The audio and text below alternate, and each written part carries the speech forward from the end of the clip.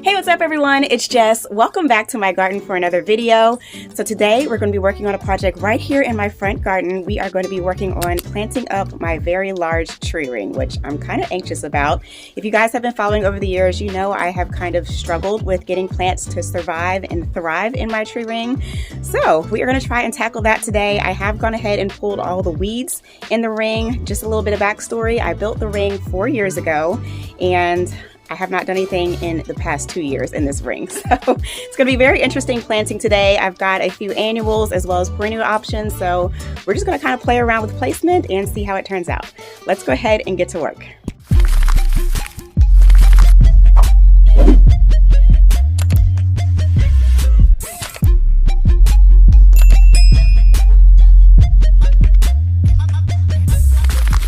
All right, so here's the tree ring we're going to be planting in today. If you guys are interested in seeing how I built this tree ring, I will leave that video linked down in the description box if you'd like to check it out.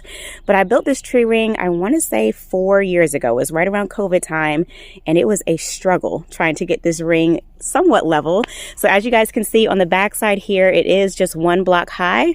But as I move around to the front side, it is actually stacked 3 blocks high. So as y'all can see, my property does slope downward. It kind of flattens out and then it slopes down again. So trying to get these blocks level was a headache. And there's definitely some areas that I still need to do some touch-ups right along this side here, which I'll come in and do off camera.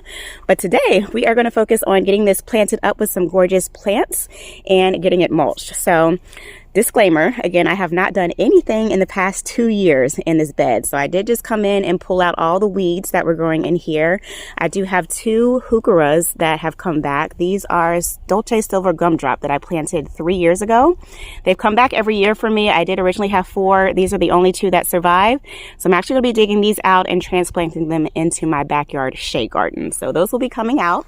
I do have several plant options that I'm going to show y'all that I hope, fingers crossed, will do well.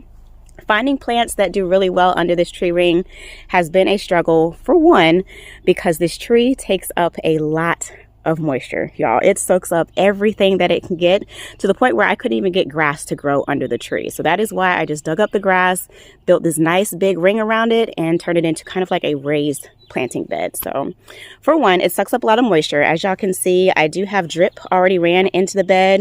It comes from my mailbox bed. We trenched it under the grass and it's wound throughout the entire bed. So fingers crossed, I don't need to beef up the drip, but we will see how the plants do. I have tried begonias in here. I have tried vinca. I have tried verbena. I've tried heucheras. I've tried liriope. It's very hard to find something that will be happy under here, just because one, it's competing with roots as well from the tree. And then this bed also receives sun and shade. So as y'all can see, it's mostly shaded right now. We're right in the middle of the day. It's about 1 o'clock when I'm filming, but in the afternoon, this half of the bed gets blasted with full hot afternoon sun. So everything on this side is nicely shaded, but over here, everything gets fried. So it's kind of hard to find plants that are happy and can tolerate both extremes. So with all of that said, let me go ahead and show you guys the plants that I have collected. We'll get them laid out and get them in the ground. So here are all the annuals that I have been collecting off of clearance. I've got a few marigolds that I purchased from Home Depot. These were $1.50 for a 6-pack. Then I also have 2 whole flats of begonias that I got from Lowe's clearance. And then we have another flat of pink dianthus here that I got on Lowe's clearance. And then lastly, some clearance Supertunia Bordeaux from Lowe's as well. So a couple of annuals, a couple of perennial options. I'm really not sure how I want to plant this up, and I'm not even sure if these are going to do well. So fingers crossed they survive. Let's go ahead and get them placed, get them in the ground, and I'll show y'all what it looks like in the end.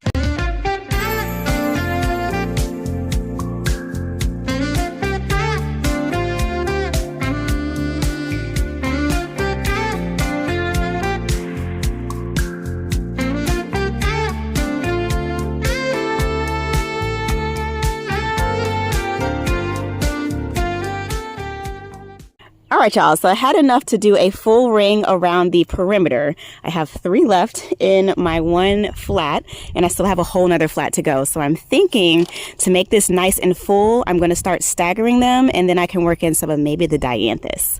Actually, let's go ahead and lay out the dianthus first just to see how many I have, and then I can fill in the rest of the area with the begonias.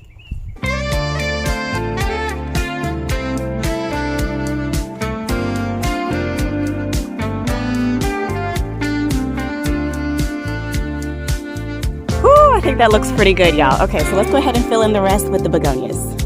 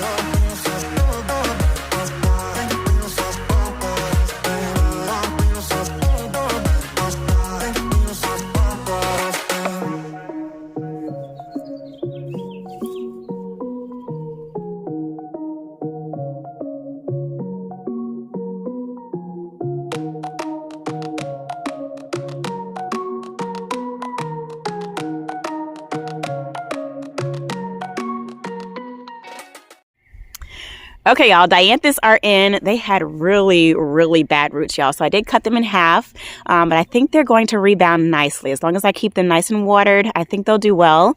But I have a whole nother 8-pack of begonias left. So I'm going to go ahead and do another ring on the inside of the dianthus, and then I'll get it mulched.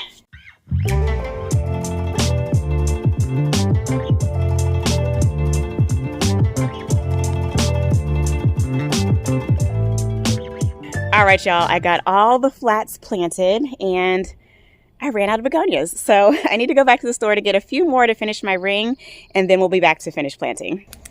Made it back from the store. I got a 6-pack, so let's go ahead and finish the ring. We can get it mulched and I'll show you guys the final reveal.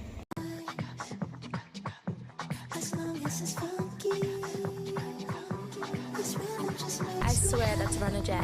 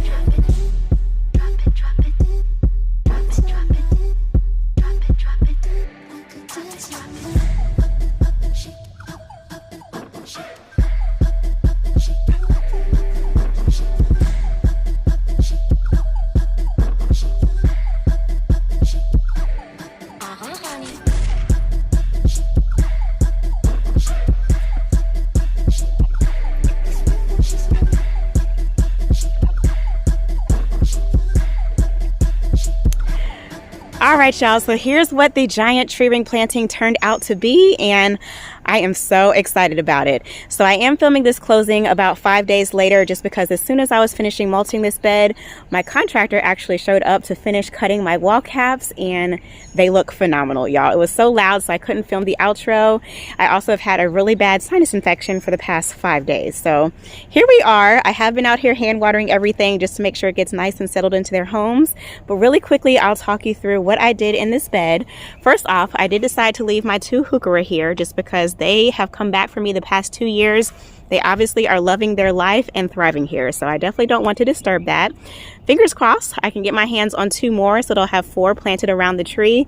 I have been stalking Lowe's clearance, and it's just a matter of time before I find them there. That's just how it works here in North Carolina. Very fortunate here. I did also plant a ring of begonias around the inside here, followed by a ring of the dianthus. And let me grab the tag so I can let you guys know the details on these. All right, so here's a look at the tag. I did purchase these on clearance from Lowe's. These are called Early Bird Sherbet Dianthus. They're a gorgeous pink color. These do take full sun. They are perennial here in North Carolina. I am in zone 8A, and let's see, so these grow about 4 to 6 inches tall and 4 to 6 inches wide, and they are hardy to -10 to 20 degrees Fahrenheit. So I'm excited about how these are going to perform. So I don't think I mentioned to y'all in this video, but if you watched my front yard bed planting video, I did mention that my theme for my front yard this year is all pink and white blooms. And I think this executes perfectly. Y'all, when I tell you this just happened to work out, I literally just went to Home Depot, shopped and found what I can on clearance, not intending them to go in this bed, and they just happened to pair perfectly. So I've got my ring of white, my ring of pink, and then a thick border of white here, and fingers crossed these do super well. I have drip already ran throughout the entire bed. I will be supplementing overhand watering as needed, especially for these plants over on this side, because these are the ones that will get that harsh afternoon sun, and I want to make sure everything stays nice and happy in this bed. So yeah, y'all, this concludes my tree ring planting video for 2025. I hope you all enjoyed it. I hope you're inspired to get out into your garden and plant a few things. If you did, be sure to give this video a big thumbs up. It really helps out my channel. Subscribe for more, and I will catch you in my next video. Peace. All right, y'all, so here's an update on the wall progress. As you guys can see, the side is starting to green up nicely. I've been watering it every single day. I did also have an extra begonia, so I just popped it in here. So I think it'll fill in that little space nicely. But I decided to switch out my individual little triangle caps for these larger caps. So I did have my contractor come in. He cut these nicely for me. Everything has been glued into place, like literally not going anywhere. And I think it's going to be phenomenal. Like, I am loving the way this turned out. Look at the caps, y'all. Oh, he did such a good job, and I am loving how green this area is looking. So I didn't mention to you guys when I did this video that initially I wanted this bed to curve with the shape of the wall. So I might come in and cut out this just to make it curve a little bit, but it was so simple to just make it straight because it lined up with the gate perfectly. So I don't know, still baiting on that. I'm still trying to decide what I want to plant in this planter. I'll definitely give you guys updates. But yeah, y'all, here's the update on my wall build.